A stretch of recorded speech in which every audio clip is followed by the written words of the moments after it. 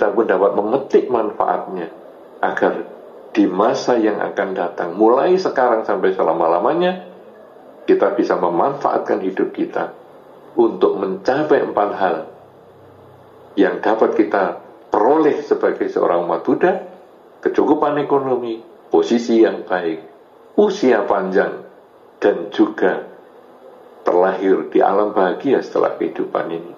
Dan usia yang panjang dapat dicapai kalau kita sehat dengan melaksanakan hal-hal yang tadi sudah disampaikan.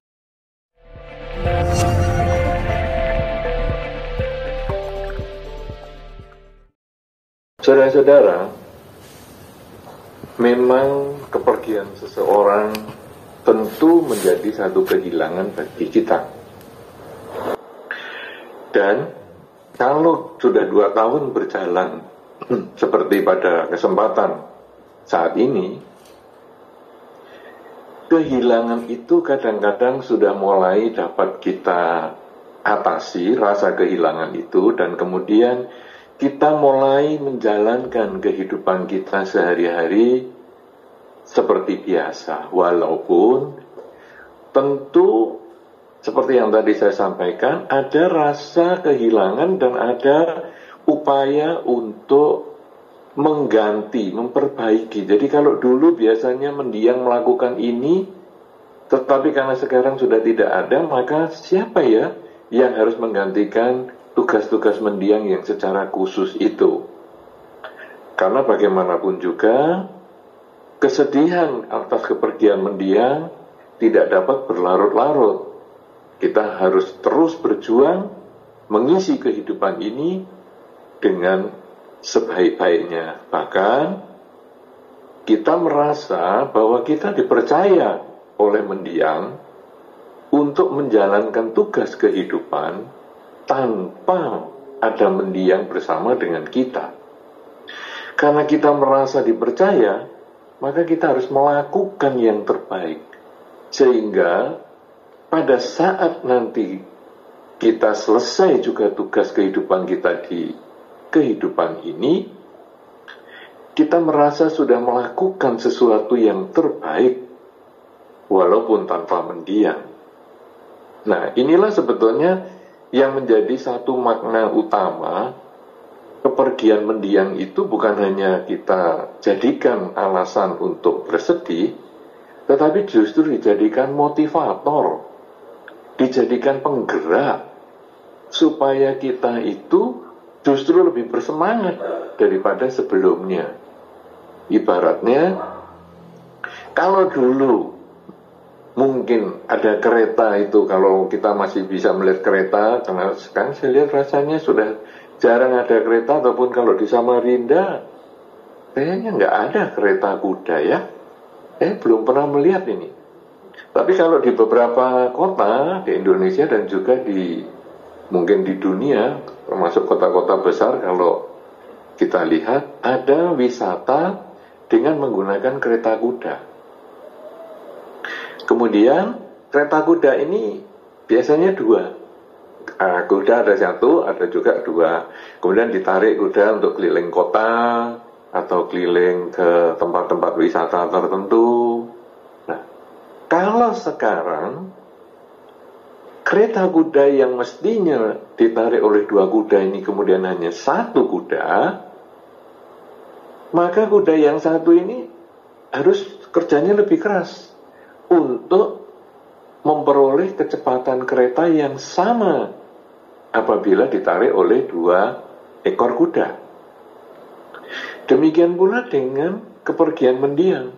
Dulu sewaktu mendiang masih ada, seperti keluarga itu ditarik oleh 2 tenaga yang cukup besar, yang bersama-sama bisa memajukan keluarga.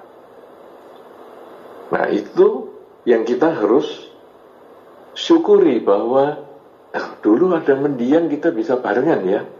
Nah, kemudian mendiang tidak ada.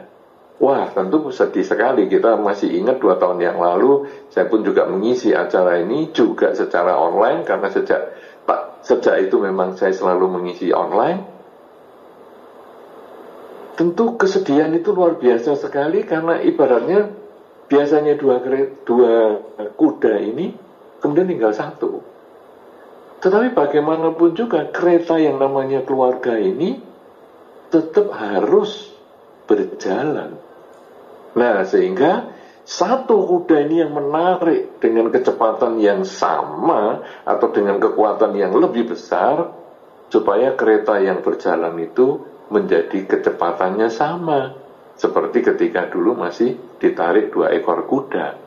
Keluarga yang ditinggal oleh mendiang ini haruslah minimal mencapai hal yang sama, atau kalau bisa melebihi sewaktu dibandingkan dengan sewaktu masih ada mendiang. Nah, itulah yang tadi saya katakan, 2 tahun yang lalu mungkin kita ada kesedihan, tetapi hidup ini harus terus berjalan, dan tentunya ketidakadaan mendiang itu justru menjadi pembangkit semangat kita, bahwa saya sudah mendapat tanggung jawab yang besar dari mendiang untuk menarik kereta keluarga saya ini lebih keras, lebih kuat, lebih bersemangat, sehingga hasilnya memberikan yang terbaik untuk keluarga. Dan ketika nanti saatnya saya harus meninggalkan dunia ini, maka saya pun sudah menyelesaikan tugas yang diberikan oleh mendiang tadi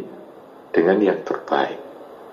Nah, karena itu pada malam hari ini 2 tahun sudah berjalan kepergian mendiang Bapak Gui Yanping dan juga Ibu Yeni Guyana. Saudara-saudara, tentu kita kemudian juga mengerti bahwa kehidupan ini tidak pasti, tetapi kematian itu yang pasti. Kita sudah sering sekali mendengar tema ceramah semacam itu, bahwa kehidupan ini tidak pasti. Saya hidup saat ini, tapi sampai kapan? Mungkin malam ini bisa meninggal, mungkin bisa setahun lagi meninggal, mungkin bisa 20 tahun lagi meninggal, dan seterusnya. Tetapi yang jelas hidup ini tidak pasti. Kematian itu yang pasti. Kalau mendiang sudah menjalankan tugasnya selama hidup, kemudian sekarang sudah tidak bersama-sama dengan kita lagi, maka kita pun juga kemudian menyadari hidup ini tidak pasti. Satu ketika saya pun pasti akan meninggalkan dunia ini. Nah, kemudian ada orang ketika menyadari seperti itu malah timbul sedikit kesombongan. Kadang-kadang malah mengancam beberapa anggota keluarganya. Kalau kebetulan dinasihati tidak mau mengikuti, dengan mengatakan, awas ya kamu, nanti kalau aku meninggal, kamu jangan nyesel. Nah, kita kadang malah mengancam seperti itu. Kepada temannya, kepada lingkungannya juga mengatakan gitu, kamu ini suka meremehkan saya. Nanti kalau saya sudah meninggal, kamu baru tahu nilai saya. Saudara-saudara, kesombongan semacam itu sebetulnya tidak begitu bermanfaat. Kesombongan itu hanya menakut-nakuti pihak lain, tetapi pada kenyataannya tidak memberikan manfaat sama sekali pada waktu kejadian yang sesungguhnya. Buktinya apa? Memang pada saat kedua mendiang ini 2 tahun yang lalu berangkat ataupun pergi meninggalkan dunia, kita merasa sangat kehilangan. Tetapi karena harus hidup ini berjalan terus-menerus, maka akhirnya ya dalam 2 tahun ini kita mulai bisa membiasakan diri. Dalam keluarga tidak ada lagi mendiang. Demikian pula dengan kita.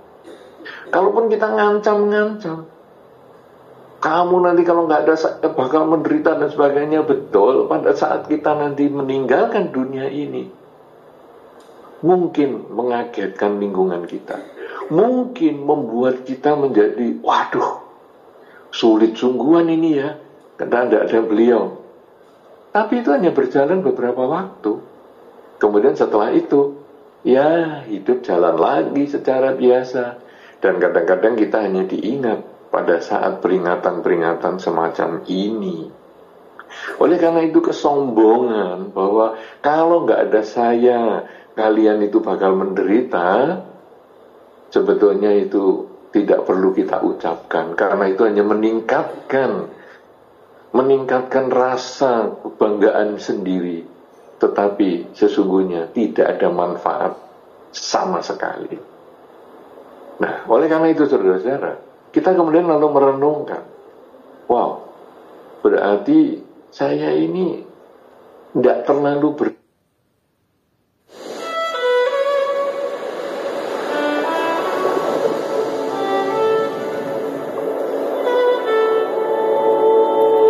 True strength begins from within.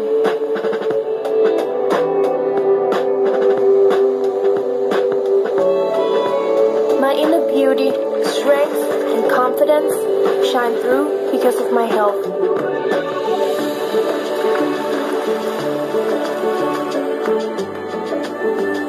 Vitamin C helps strengthen the immune system, so I feel my best as I pursue my dreams. It empowers me to dream bigger, to reach higher, and to embrace life's journey with courage. Drink UC 1000 vitamin with 1000 milligrams of vitamin C and be powered from within. Healthy inside, fresh outside. Kispray parfum mewah, mencerahkan hatiku. Semprot Kispray sebelum pergi, wanginya sepanjang hari. Semprot Kispray ke alat sholat, ibadah lancar, setrika gampang. Kispray parfum mewah, mencerahkan hatiku. Bernilai di dalam kehidupan ini. Karena seperjuangan apapun juga, nanti kalau saya sudah meninggal, orang ya akan lupa juga sama saya. Paling ya diingat ya sesekali saja untuk dijadikan bahan pembicaraan. Tapi mereka sudah tidak merasa kehilangan. Nah, kalau gitu bagaimana? Nah, saudara-saudara, masalah mau meninggal nanti mau jadi apa itu urusan lain. Tetapi sekarang yang paling penting adalah bagaimana kita mengisi kehidupan ini. Kita harus mengisi kehidupan ini dengan sebaik-baiknya. Kita mempertahankan kehidupan kita ini dengan sebaik-baik. Di dalam Dhamma disampaikan bahwa setiap orang punya kesempatan untuk memperoleh beberapa bentuk kebahagiaan. Kalau dia mau berjuang, maka dia bisa memperoleh bentuk kebahagiaan. Yang pertama adalah kecukupan materi. Ya, kita semua bekerja, baik bekerja sebagai wira swasta, membuka toko, membuka usaha, membuka pabrik dan sebagainya, sesungguhnya adalah untuk mendapatkan kecukupan materi ataupun kemandirian ekonomi. Kita bisa mendapatkan itu, dan umat Buddha boleh berjuang untuk itu. Ada beberapa pihak mengatakan, jangan jadi umat Buddha lah. Umat Buddha itu nanti tidak boleh sukses, tidak boleh jadi orang yang materinya cukup. Enggak juga. Umat Buddha boleh sukses, karena itu yang bisa dicapai oleh seorang umat Buddha. Diperbolehkan asal tindakannya, usahanya sesuai dengan dharma. Jadi mau membuka usaha sendiri ataupun mau kemudian ikut orang, kerja ikut orang, tidak ada problem. Silakan, yang penting punya kemandirian ekonomi. Yang kedua, selain punya kemandirian ekonomi, Anda juga boleh punya posisi dalam masyarakat, punya kedudukan. Ya, nah sekarang apakah kedudukan? Nah, kalau di wihara boleh jadi pandita, ya boleh, ya seperti Romo Afan, wah punya kedudukan, duduknya di depan sendiri. Ya ini kenapa? Karena ya beliau sebagai pandita. Pandita yang lain di belakang juga ada, tetapi karena tidak menggunakan busana kepanditaan, ya duduknya di belakang saja. Karena tidak ditunjuk jadi pemimpin upacara, ya duduknya di belakang saja. Tapi minimal ini ada posisi dalam masyarakat. Kemudian mungkin ada yang kalau di sekolah, ketua kelas misalnya, atau ketua organisasi di sekolah misalnya, ketua organisasi di masyarakat misalnya, ketua Daya Kasaba misalnya, dan lain sebagainya. Umat Buddha boleh punya kedudukan. Ataupun kalau nanti di perusahaan jadi manajer lah, jadi direktur lah, terserah. Jadi office boy lah, terserah. Pokoknya punya kedudukan. Selain punya kemandirian ekonomi, punya kedudukan, juga punya kesehatan. Jadi berusaha umat Buddha ini umurnya boleh panjang. Ya, jadi ada orang mengatakan, hidup ini kan tidak kekal. Kemudian juga hidup tidak pasti. Jadi sudahlah, hidup kita nggak usah terlalu dijaga. Keliru. Kita perlu tetap berusia panjang. Berusaha berusia panjang. Supaya apa? Supaya kalau kita punya ekonomi yang cukup, kita bisa berbuat baik dengan ekonomi yang sudah kita miliki itu.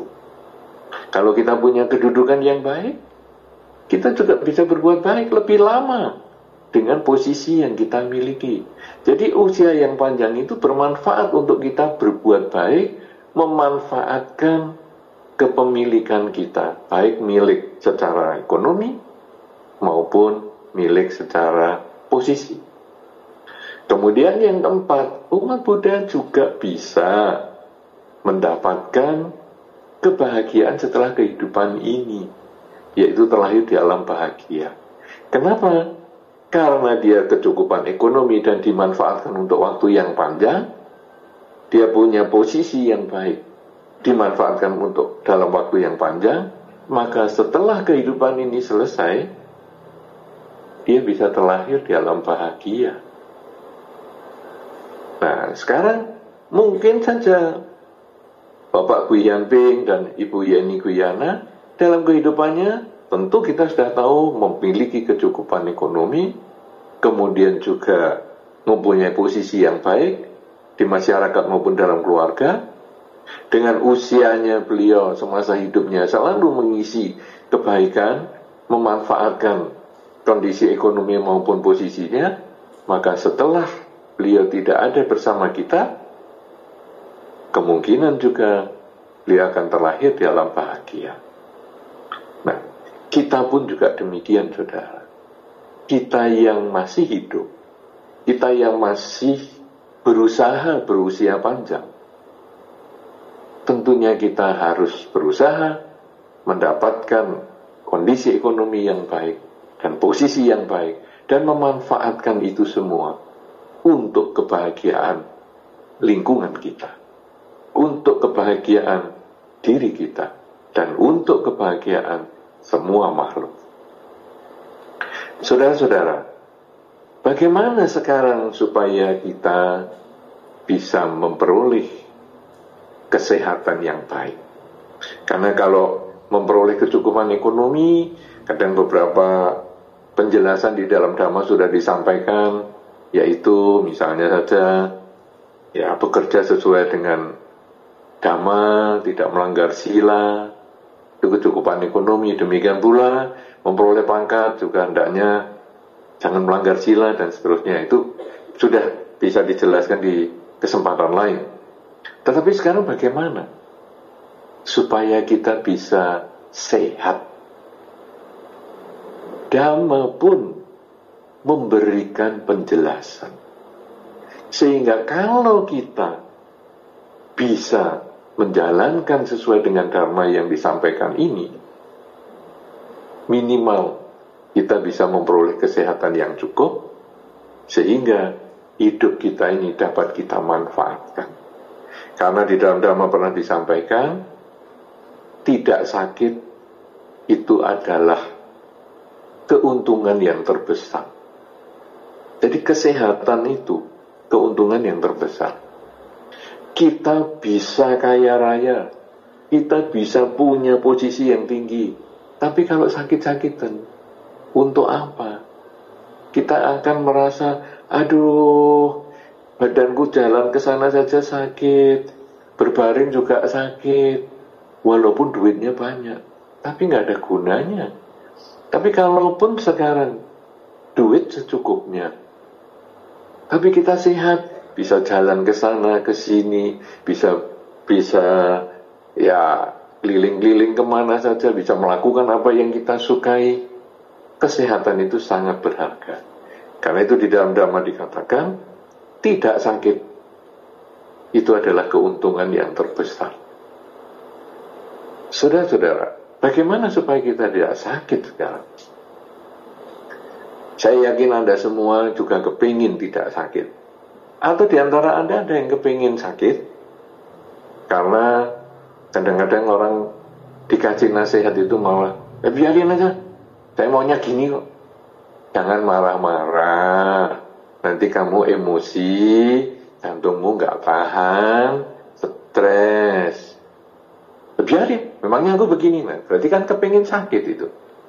Ya, nah jadi sekarang apakah Anda semua kepingin sehat, ataukah ada di antara Anda yang juga kepingin sakit? Kalau ada yang di antara Anda kepingin sakit, abaikan apa yang saya sampaikan selanjutnya ini. Tapi kalau Anda kepingin sehat, perhatikan baik-baik. Apakah yang disampaikan di dalam Dhamma supaya kita bisa sehat?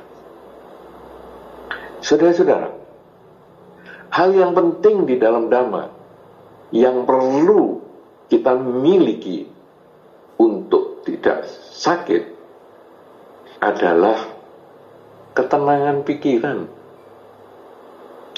Jadi banyak penyakit yang sekarang juga sudah diketahui oleh umum timbul justru dari pikiran.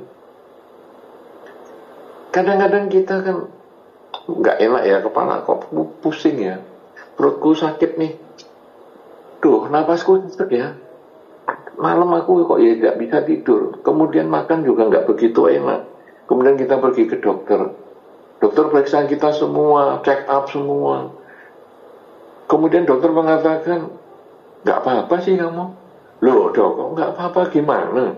Kok jelas saya nggak enak kok ini, jelas saya kepala sakit, perut sakit, napas sesek, kok katanya nggak apa-apa? Terus dokternya menjawab, iyalah, kamu stres. Nah, jadi penyakit ternyata dari stres itu. Ada juga yang, aduh, asam lambungnya sampai naik, sampai ke leher. Kenapa? Stres. Jadi nomor satu di dalam Dhamma, kalau Anda ingin sehat, hindarilah stres. Pikiran dijaga. Bagaimana sekarang menjaga pikiran ini? Ini kan tidak semudah yang diomongkan. Menjaga pikiran itu adalah belajar memahami hidup adalah saat ini. Jadi, pikiran kita gelisah, pikiran kita kacau. Ini sebetulnya adalah karena kita tidak bisa menetapkan pikiran kita pada saat ini. Pikiran kita bergerak ke masa lalu maupun masa depan terus-terusan. Apakah masa lalu itu tidak penting? Penting. Tetapi itu hanya kenangan untuk dijadikan pelajaran. Oh, dulu saya punya kesalahan seperti itu ya. Oke lah, saya perbaiki supaya di masa depan menjadi lebih baik dan saya terhindar dari kesalahan yang serupa. Di masa lalu saya pernah punya kesuksesan seperti itu. Oke, kalau gitu saya jadikan pelajaran supaya di masa depan saya bisa menjadi lebih baik dan saya bisa mengulang kesuksesan yang sama. Jadi masa lalu itu menjadi pelajaran yang baik untuk kita tingkatkan di masa sekarang demi masa depan. Yang buruk kita perbaiki di masa sekarang untuk tidak terulang di masa depan. Kemudian masa depan ini sendiri juga belum datang. Masa depan itu masih impian, masih khayalan. Aduh, besok mau ngapain ya? Itu masih dalam bentuk pikiran. Nanti minggu depan mau ngapain ya? Itu masih bentuk pikiran. Setahun lagi mau ngapain ya? Itu masih bentuk-bentuk pikiran. Tetapi kita tidak boleh mengabaikan juga. Karena hal-hal yang baik di masa depan, yang kita duga baik di masa depan, kita harus mulai saat ini melakukan persiapan. Sehingga kalau di masa depan itu ada potensi kebahagiaan, maka kalau kita mulai dari sekarang, kebahagiaan itu menjadi lebih besar di masa depan daripada yang kita bayangkan. Sebaliknya, kalau di masa depan itu kita ada potensi kurang bahagia, maka kita harus persiapkan mulai sekarang. Supaya di masa depan, kalau terjadi sesuatu, tidak semenderita yang kita bayangkan. Jadi, walaupun masa depan itu belum datang, tetap kita harus persiapkan mulai sekarang. Masa lalu sudah lewat, tetap kita perbaiki di saat ini. Jadi, orang yang stres itu karena pikirannya hanya melari ke masa lalu dan masa depan, meninggalkan badan di saat ini. Badan selalu pada saat ini, tetapi batin bisa pada masa lalu, bisa masa depan. Contoh yang paling gampang adalah Anda saat ini. Saat ini Anda duduk di wihara Mula Dharma. Saat ini Anda sedang menyaksikan tayangan di YouTube. Tetapi Anda renungkan apa yang ada di dalam pikiran Anda. Apakah Anda mendengarkan apa yang saya sampaikan? Selama ini tadi, beberapa menit saya sudah sampaikan. Sampai beberapa menit yang akan datang. Ataukah pikiran Anda lompat-lompat, nanti habis acara ini mau ngapain ya? Setelah saya mendengarkan kegiatan acara ini, lalu saya mau ngapain ya? Tadi sebelum ini ngapain? Nah, kita pikirannya selalu lari ke sana dan itu yang menimbulkan stres. Oleh karena itu, tahap yang pertama untuk bisa sehat, selalu berusaha mengkondisikan pikiran kita hidup pada saat ini. Sering-seringlah berucap di dalam batin, saat ini saya sedang apa? Kalau Anda sedang duduk di wihara, saat ini saya sedang duduk di wihara. Saat ini saya sedang mendengarkan melalui speaker pembahasan tentang bagaimana meraih kesehatan dalam hidup ini, agar saya bisa umurnya panjang, agar saya bisa berkarya lebih banyak. Kalau Anda yang sedang menyaksikan YouTube, baik tayangan langsung maupun rekaman, Anda juga sadari saat ini saya sedang menonton tayangan YouTube ini. Saya berusaha fokus pada yang saya lihat, sehingga saya bisa memahami segala yang disampaikan. Kalau Anda sudah sering mengucapkan dalam batin saat ini saya sedang apa, hidup Anda sudah berpotensi usia panjang. Hidup Anda berpotensi sehat. Obat yang paling murah adalah selalu mengatakan dalam batin kita, saat ini saya sedang apa. Obat yang murah kalau kita sakit, vitamin yang paling murah mencegah kita sakit. Saudara-saudara, itu adalah yang pertama. Saat ini saya sedang apa? Berusaha menenangkan pikiran. Yang kedua, di dalam Dhamma disampaikan untuk kita berusia panjang, bedakanlah kebutuhan dengan keinginan. Kalau tadi sehubungan dengan kemampuan kita mencari kemandirian ekonomi, saya punya uang nih, mampu nggak kita membeli hal-hal yang sesuai kebutuhan, bukan hanya karena keinginan. Kadang-kadang karena anggaran kita terbatas, tetapi karena kita melihat teman kita bajunya lebih bagus daripada kita, HP-nya lebih bagus daripada kita, kendaraannya lebih bagus daripada kita, rumahnya lebih bagus daripada kita, dan seterusnya dan seterusnya. Kadang kita memaksakan diri, padahal HP kita masih cukup baik, baju kita masih cukup baik, rumah kita masih cukup baik, tetapi karena keinginan kita kemudian membeli yang baru.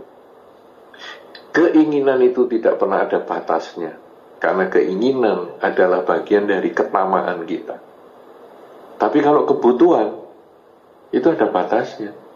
Ya, HP saya sudah cukup lah untuk kebutuhan ini. Ya cukup. Tidak usah ganti lagi, walaupun temannya pada ganti, HP jadulku ini masih cukup kok. Bajuku masih cukup, walaupun teman pada beli baru, ini masih cukup. Ketika Anda bisa mengatakan cukup atas kebutuhan Anda, hidup Anda tenang, umur Anda menjadi panjang, kesehatannya menjadi bagus. Tapi kalau hidupnya isinya tidak cukup karena keinginan yang ingin Anda wujudkan, yang ingin Anda capai, keserakahannya selalu muncul, hidupnya akan stres. Dan akhirnya, walaupun saat ini saya sedang apa, akhirnya yang muncul adalah saat ini saya ingin mobil baru, saat ini saya ingin rumah baru, saat ini saya ingin baju baru, dan seterusnya. Dan akhirnya justru malah jadi stres. Dan akhirnya kita sakit-sakitan. Jadi, kalau saya sudah bisa belajar hidup pada saat ini saya sedang apa? Kemudian yang kedua, membedakan kebutuhan dan keinginan, maka dua hal ini saja kita sudah menjadi lebih sehat. Apalagi ada yang ketiga, yaitu menjaga makanan. Di dalam Dhamma disampaikan bahwa makanan ini penting untuk menjaga supaya kita ini bisa bertahan hidup. Tetapi kalau terlalu banyak, berlebihan, malah menimbulkan penyakit. Nah, jadi makanan ini harus kita jaga. Kalau makanan yang masuk ke tubuh kita ini tidak kita jaga dan akhirnya kita sakit, maka dokter kemudian akan mengatakan, kurangi ya makanan ini. Misalnya, wah gulanya kok tinggi banget nih kamu.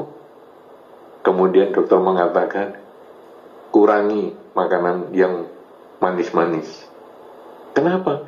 Karena mungkin di awal-awal kehidupan, bertahun-tahun kita makan yang manis-manis, yang mungkin tidak terlalu dibutuhkan oleh tubuh sebanyak itu. Akibatnya tubuh kita kelebihan kadar gula.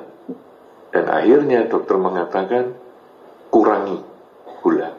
Demikian pula dan kurangi garam, kurangi ini, kurangi itu. Kenapa?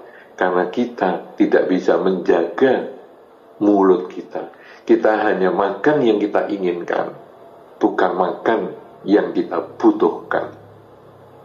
Di dalam Dhamma sudah dibiasakan kita berpuasa setelah jam 12 siang. Sebetulnya itu adalah untuk menjaga bahwa kita sudah cukup.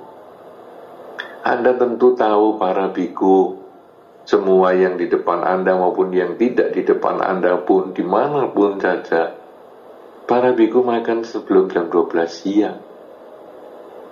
Dan cukup. Bisa bertahan hidup sampai bertahun-tahun, puluhan tahun bahkan. Artinya bisa. Nah, kenapa kita harus mengisi lagi kebutuhannya, mengisi lagi sesuai dengan keinginan? Kadang sambil nonton televisi masih ngemil ke sana ke sini, kadang nonton YouTube di rumah masih ngemil sana ngemil sini. Untuk apa? Coba kita berhenti mengendalikan makanan yang masuk agar kita menjadi lebih sehat.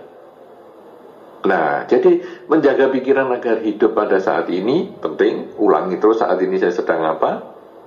Kemudian yang kedua adalah bahwa kebutuhan yang kita penuhi, keinginan kita boleh kurangi.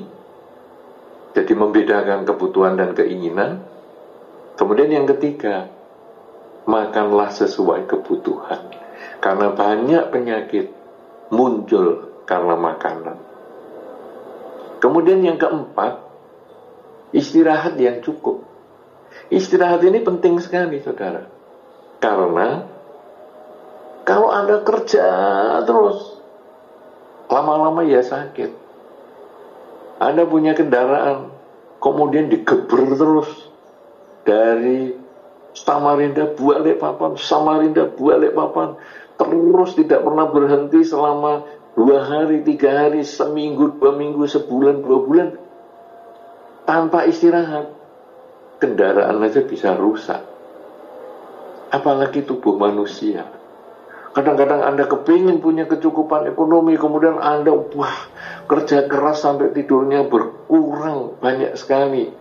Waktu istirahat dan waktu kerjanya tidak sebanding. Akhirnya tubuh ini menjadi makin lemah, makin lemah, makin lemah, dan akhirnya sakit. Dan akhirnya juga nggak kuat. Tapi kalau males-malesan ya sama. Males-malesan, mager, males gerak, cuman baring-baring, ya, kemudian semuanya pakai remote, jadi mau nonton televisi remote, kemudian AC remote, kemudian lampu remote, jadi kita ini tidak gerak kemana-mana. Kemudian kalau kita pakai pengukur langkah, sehari langkahnya cuman tidak sampai 30 langkah, karena hanya ke toiletnya pun mungkin sekarang pakai remote. Jadi akhirnya aku mau ke toilet nih, buang air kecil di remote. Nah, jadi berbaring terus, ya tidak sehat. Terlalu keras bekerja tidak sehat. Terlalu banyak istirahat juga tidak sehat. Jadi ideal lah antara kerja dan istirahat ini yang secukupnya, sehingga nanti kita juga kesehatannya bagus, prestasinya meningkat, umurnya panjang. Nah, saudara-saudara, kita sudah tahu sekarang ada 4 hal yang kita sudah harus lakukan untuk menjaga kesehatan kita, yaitu hiduplah pada saat ini sedang apa, bedakanlah keinginan dan kebutuhan. Yang kita penuhi ini adalah kebutuhan. Kemudian pilihlah makanan sesuai kebutuhan, jangan hanya karena keinginan. Kemudian tidur juga kebutuhan, kerja juga kebutuhan, disesuaikan seimbang antara tidur dan kerja. Yang tiap orang berbeda keseimbangannya. Jadi ada orang yang tidur 8 jam sehari, tapi ada orang yang tidur 6 jam sudah cukup, ada orang tidur 4 jam sudah cukup. Nah, ini tentu setiap orang punya kebutuhannya masing-masing. Dan akhirnya yang kelima, saudara, Dhamma tidak pernah melupakan, yaitu pelaksanaan sila. Belajar melaksanakan kemoralan dalam kehidupan sehari-hari. Tidak membunuh, tidak mencuri, tidak berzina, tidak bohong, dan tidak mabuk-mabukan minimal. Karena dengan melaksanakan sila itu, kita terhindar dari stres. Kalau kita sudah mencuri data mungkin, mencuri barang mungkin, maka kita ini kadang mau tidur aja jadi sulit. Karena kita jadi kepikiran, nanti tahu nggak ya orang itu kalau barangnya saya yang ambil. Kalau kita mau pakai barang yang curian itu, nanti kita juga khawatir, nanti kalau ketemu yang punya gimana ya. Demikian pula berbohong, kadang-kadang kita juga mikir, ini kalau nanti saya bohong orang lain tahu gimana ya. Atau dulu saya pernah bohongi omongan apa ya, sekarang ditanya lagi. Kadang-kadang kita ditanyakan, kendaraanmu ini harganya berapa? Wah, kita membesarkan harganya supaya kita kelihatan jadi orang sukses. Wah, harganya segitu. Kemudian satu ketika kita ditanya orang yang sama, dulu berapa itu ya harganya kendaraanmu? Wah, kita jadi bingung. dulu saya bohong ya, tapi dulu saya bohong harganya berapa ya, nanti ketahuan kalau saya bohong. Jadi pelanggaran sila itu menimbulkan stres tambahan. Oleh karena itu saudara-saudara, di dalam Dhamma tidak melupakan bahwa pelaksanaan sila ini juga sebagai salah satu unsur supaya kita juga sehat. Pelaksanaan sila menjadi salah satu unsur supaya kita umur panjang. Apalagi kalau sila bukan hanya 5 sila, tapi sila misalnya. Ya, kita ada 8 sila, yang salah satunya juga berpuasa setelah jam 12 siang dan sebagainya. Apalagi yang mungkin sudah menjadi samanera sila, yang biku sila dan sebagainya. Maka kesehatan itu akan menjadi lebih baik. Nah, 5 hal inilah saudara, yang perlu kita miliki, yang perlu kita latih di dalam kehidupan kita sehari-hari agar kita sehat. Kalau kita sudah sehat, kita berkarya terus-menerus, maka kemandirian ekonomi, pangkat yang cukup, kita bisa manfaatkan dengan baik. Dan pada saat usia kita selesai nanti, maka kita punya potensi terlahir di alam bahagia. Keluarga yang ditinggalkan pun, kalau nanti kita sudah banyak berkarya, mungkin mereka masih ingat, mereka masih melimpahkan jasa untuk kita, masih ikut peringatan-peringatan kematian kita, silakan. Tapi kalaupun mereka tidak melakukan peringatan dan lain sebagainya, kita tidak masalah, karena tugas kita dalam kehidupan ini kita sudah selesaikan dengan baik. Karena di dalam Dhamma sudah disampaikan bahwa kalaupun kita hidup 100 tahun tapi tidak mengenal keluhuran Dhamma, maka akan lebih baik hidup sehari dari mereka yang mengenal Dhamma. Karena itu, kalau sekarang kita sudah sebagai umat Buddha menjalankan Dhamma dengan baik, maka upacara peringatan kematian pada hari ini akan memberikan manfaat yang besar untuk kita. Selain kita mendoakan para mendiang supaya beliau berbahagia di alam kelahirannya sekarang, yaitu Bapak Kui Hian Ping dan Ibu Yeni Kuyana, supaya berbahagia di kehidupan saat ini, tetapi kita pun dapat memetik manfaatnya agar di masa yang akan datang, mulai sekarang sampai selama-lamanya, kita bisa memanfaatkan hidup kita untuk mencapai 4 hal yang dapat kita peroleh sebagai seorang umat Buddha: kecukupan ekonomi, posisi yang baik, usia panjang, dan juga terlahir di alam bahagia setelah kehidupan ini. Dan usia yang panjang dapat dicapai kalau kita sehat dengan melaksanakan hal-hal yang tadi sudah disampaikan, yaitu hiduplah pada saat ini, belajar berusaha, selalu mengulang dalam batin saat ini sedang apa, membedakan kebutuhan dan mengurangi keinginan, memenuhi kebutuhan, mengurangi keinginan, kemudian juga makanlah sesuai dengan kebutuhan, jangan hanya memuaskan keinginan, kemudian juga beristirahatlah yang cukup, dan laksanakanlah sila dengan baik. Maka Dhamma yang lengkap ini akan dapat memberikan manfaat untuk kita semua, sehingga hidup kita walaupun sejenak tetapi melaksanakan Dhamma akan memberikan manfaat daripada hidup 100 tahun. Semoga segala yang disampaikan pada kesempatan ini memberikan manfaat. Semoga selalu sehat, selalu sukses, dan selalu berbahagia. Semoga semua makhluk, baik yang tampak maupun yang tidak tampak, akan selalu memperoleh kebahagiaan sesuai dengan kondisi karmanya masing-masing. Sabbe sata bhavantu sukhitata.